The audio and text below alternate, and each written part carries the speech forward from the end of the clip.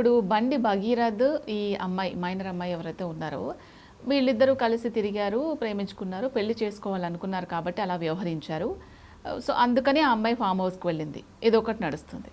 లేదు బండి సంజయ్ మీద ఇలాంటిది ఒకటి రావాలి కాబట్టి హనీ ట్రాప్ కేసు పెడదాము, హనీ ట్రాప్లో ఇరికిద్దాము బండి భగీరథ్ని అని ముందుగానే ప్రూఫ్స్ అన్ని రెడీ చేసుకొని ఇప్పుడు ఇలా హనీ ట్రాప్లో ఇరికించారు అనేది నడుస్తుంది. ఈ రెండిట్లలో ఏది కరెక్ట్ అని మీకు అనిపిస్తుంది?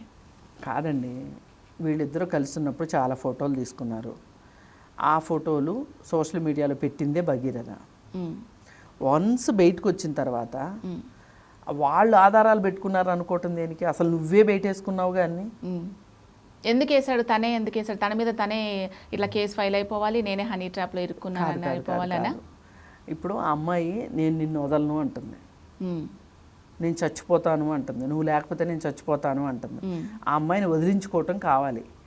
అందుకని ఆ అమ్మాయి అసలు నేను లండన్ వెళ్ళి చదువుకోవాలి అని చెప్పి ఆ అమ్మాయి అంతా ప్రిపేర్ అయింది.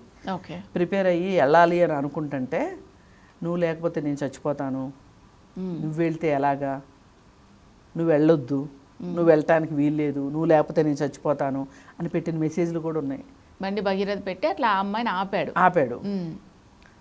ఇవన్నీ ఉన్నాయి.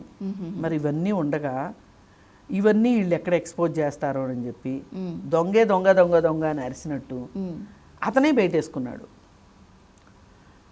అయితే ఈ అమ్మాయి వీళ్ళకి అమెరికాతో కూడా సంబంధాలు ఉన్నాయి. ఇక వీళ్ళు ఇక్కడి నుంచి వెళ్ళిపోతారు భయపడిపోయి. ఇంత పెద్దవాళ్ళతో పెట్టుకున్నాం, ఎందుకు వచ్చింది, వీడు పెళ్లి చేసుకుంటానని చేసుకోవట్లేదు, మోసం చేశాడు, వాళ్ళ నాన్న చూస్తే సెంట్రల్ హోమ్ మినిస్టరు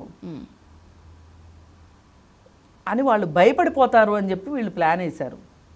అయితే ఇది కాస్త డామిట్కి అది అడ్డం తిరిగింది. వాళ్ళు భయపడలేదు. పైగా వాళ్ళంత రాటు తేలేటట్లు కూడా చేసింది మీరే. ఇలా చేసుకోకుండా ఉండాల్సింది అసలు.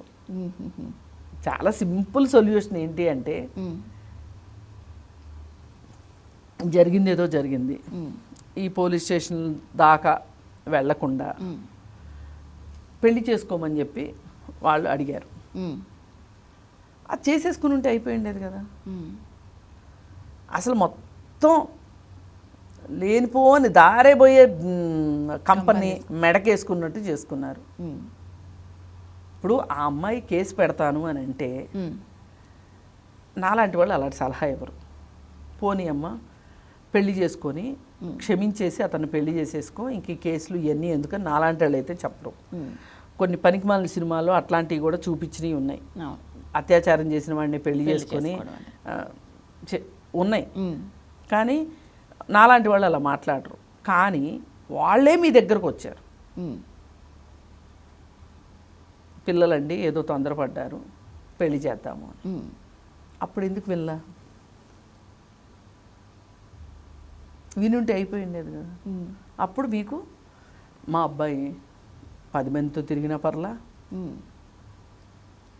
ఏం చేసినా పర్వాలా, మా అబ్బాయి మీద ఎన్ని కేసులు ఉన్నా పర్వాలా, మా అబ్బాయికి శీలంతో ఏంటి పని, మగాడికి శీలం అవసరం అసలు, ఆడదానికి కానీ ఉండాల్సింది.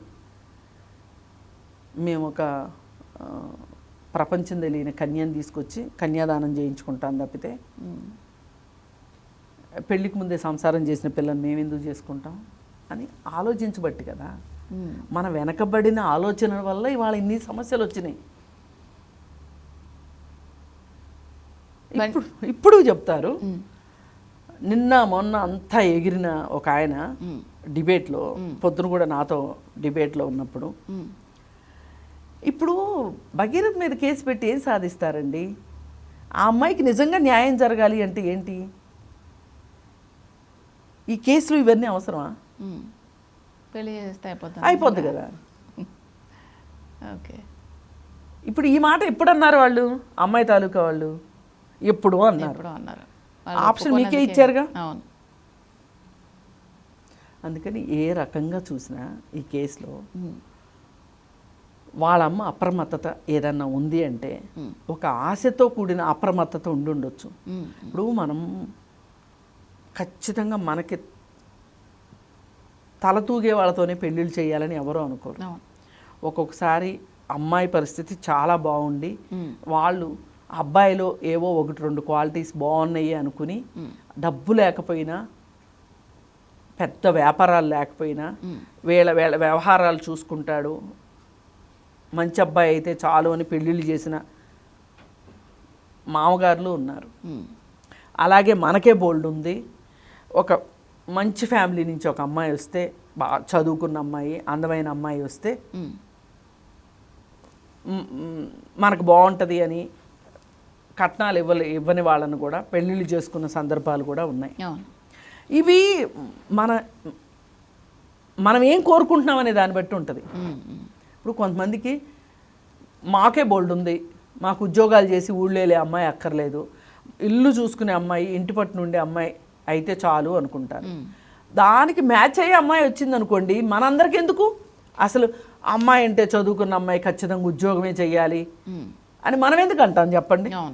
ఇది ఎవరికి వాళ్ళకి వ్యక్తిగతమైన ఎంపిక ఉద్యోగం అనేది. ఏమైనా మనం ఏదైనా చెప్పదలుచుకుంటే చట్టం ప్రకారమే చెప్తాం. చట్టం ఏం చెప్తుంది? ఆడపిల్లను కూడా చదివించాలి అని చెప్తుంది. 18 సంవత్సరాల్లో పెళ్లి చేయకూడదు అని చెప్తుంది. 18 సంవత్సరాల తర్వాత ఆ అమ్మాయికి కూడా ఇష్టపడింది అనుకోండి, పెళ్లి చేస్తారు. దాన్ని మనం కాదంటామా? కానీ ఏ అమ్మాయి అయినా నాకు ఇంకా చదువుకోవాలని ఉంది, నేను చదువుకుంటాను, నేను ఇప్పుడు పెళ్లి చేసుకోను అంటే ఒక మేజర్గా ఆ అమ్మాయికి ఉన్న హక్కుని గౌరవించాల్సిన బాధ్యత, ఆ అమ్మాయి అభిప్రాయాన్ని, అభిష్టాన్ని గౌరవించాల్సిన బాధ్యత తల్లిదండ్రులకు ఉంది. ఆ అమ్మాయికి ఉన్న హక్కుని కాపాడాల్సిన బాధ్యత చట్టానికి ఉంది. ఆ అమ్మాయి బయటకు వచ్చేస్తే ఎవరేం చేయలేరు.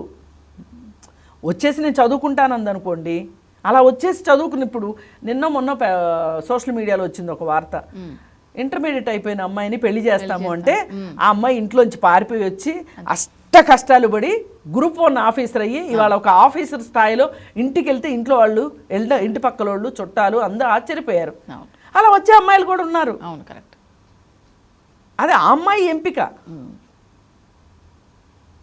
తల్లిదండ్రులకి ఎంతవరకు తల్లిదండ్రులు, మన భారతదేశంలో ఒక కుటుంబ వ్యవస్థ ఇంకా కొనసాగుతుంది కాబట్టి, అంటే చాలా దేశాల్లో కూడా కుటుంబ వ్యవస్థ ఉంది, కాదని నేను అనట్లా. ఇక్కడ ఏంటి అంటే ఒక రకమైన అదుపు అజమాయిషీలు తల్లిదండ్రులు వాళ్ళు చచ్చే వరకు పిల్లల మీద పెట్టుకుంటారు. ఈ పిల్లలు కూడా వాళ్ళు మన మీద అదుపు అజమాయిషీలు చెలాయిస్తున్నారు కాబట్టి మనం కొంచెం వాళ్ళ మీద వాలిపోదాము,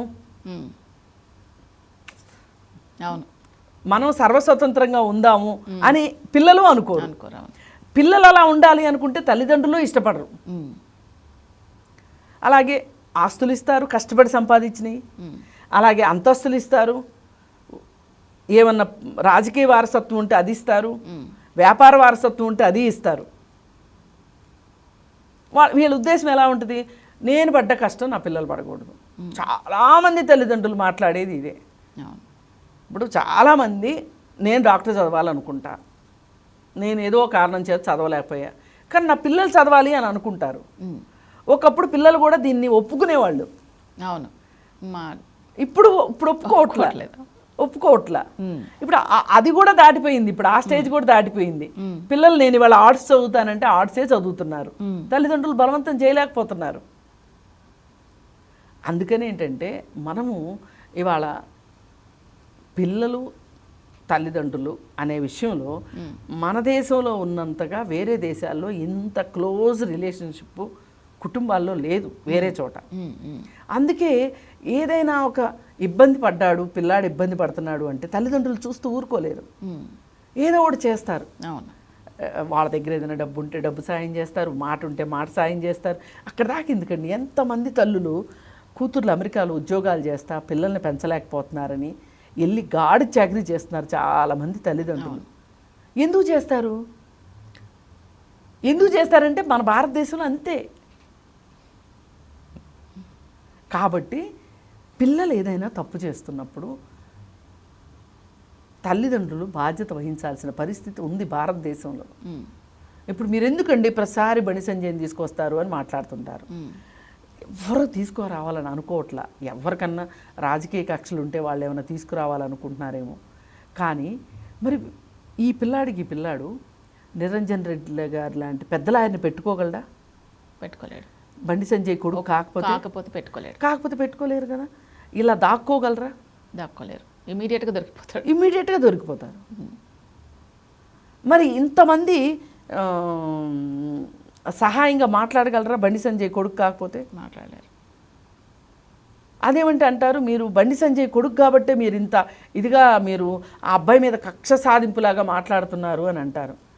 సరే, అదే ఒక రిక్షా అబ్బాయిని అయితే మీరు ఇట్లా మాట్లాడతారా అని అడుగుతున్నారు మాట్లాడే వాళ్ళని. నేనేమంటానంటే, అదే ఒక రిక్షా అబ్బాయి కోసం అయితే మీరు ఇంత పకడ్బందీగా మాట్లాడతారా? అది అసలు మ్యాటరే కాదు. అందుకని ఈ చర్చలకి పక్కన పెట్టేసి అతను లొంగిపోవడం మంచిది ప్రస్తుతానికి.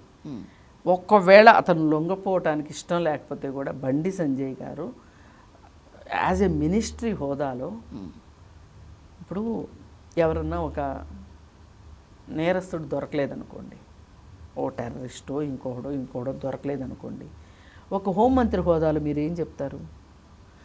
గాలించండి, ఎక్కడున్నాడో పట్టుకురండి, పాతాళంలో ఉన్న ఆకాశంలో ఉన్న మాకు కావాలి అని మాట్లాడతారు కదా. మరి మీ అబ్బాయి విషయం వచ్చేసరికి మీరు ఎందుకు రిజర్వేషన్ తీసుకుంటున్నారు? అందుకే మీరు ఇంత రిజర్వేషన్ తీసుకుంటున్నారు కాబట్టి మీ అబ్బాయి పైన సమాజం నుంచి ఇంత ఒత్తిడి వస్తుంది.